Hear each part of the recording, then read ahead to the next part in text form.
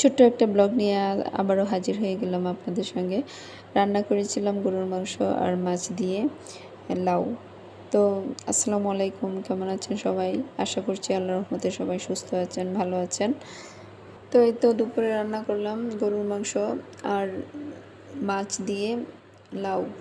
আমি প্রথমে গরুর মাংসটাই বসিয়ে দিয়েছিলাম, কারণ গরুর মাংসটা রান্না করতে করতে স্বাভাবিকভাবে একটু দেরি হয়, এই জন্য গরুর মাংসটাই বসিয়ে দিয়েছি। তো রান্না করার সময় আমি আগে সব ধরনের মশলা আগে কষিয়ে নিই, কারণ হচ্ছে মশলা যদি আগে না কষে কেমন একটা জানি কাঁচা কাঁচা গন্ধ করে আমার কাছে।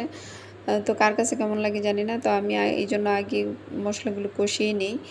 সব ধরনের পেঁয়াজ, আদা, তারপরে রসুন বাটা, ধনিয়া, হলুদ, মরিচ, তারপর জিরে গুঁড়ো।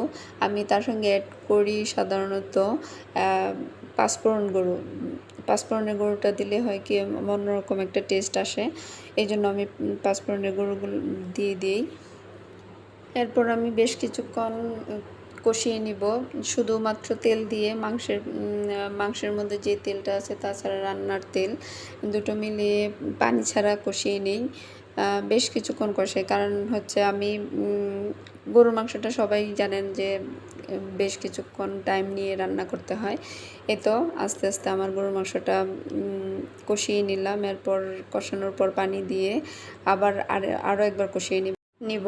তো আমি আসলে রান্নাটা করছি খুব তাড়াহুড়ো, কারণ হচ্ছে আমি বাবুকে নিয়ে স্কুলে গেলাম। স্কুল থেকে আসার পর সব কিছুই খুব তাড়াহুড়ো করে করতে হয়, কারণ হচ্ছে খালা চলে আসে, ঘর টর এলোমেলো থাকে, সব গোছানো লাগে, তারপর রান্নাটা করতে হয়, সব মিলিয়ে একটা হযবর অবস্থায় থাকি।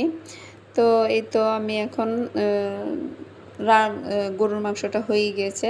এরপর আমি লাউ বসিয়ে দিয়েছি। লাউটা সাধারণত মাছের মাথা দিয়ে রান্না করি, তো লাউটা নিয়ে আসছে, এরপরে মাছের মাথা এই মুহূর্তে নেই, যার কারণে আমি মাছ দিয়ে রান্না করলাম।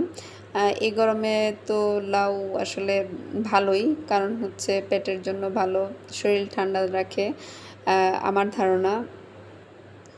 তো লাউটা রান্না করার জন্য আমি মাছ প্রথমে কষিয়ে নিয়েছি। মরিচের গুঁড়ো ছাড়া মোটামুটি সব কিছুই দিয়ে দিয়েছি, ধনিয়ে, জিরে, তারপরে হলুদের গুঁড়ো দিয়ে কষিয়ে নিলাম একসঙ্গে। তারপর লাউ ছেড়ে দিয়েছি। এরপরেই তো আস্তে আস্তে আমার লাউ রান্না হয়ে গেছে। আজকে মোটামুটি রান্না শেষ এই পর্যন্ত। তো আজকের ব্লগটা কেমন লাগলো সবার কাছে? ভালো লাগলে ছোট্ট একটা কমেন্ট করবেন। আজকে এই পর্যন্ত। আল্লাহ হাফেজ।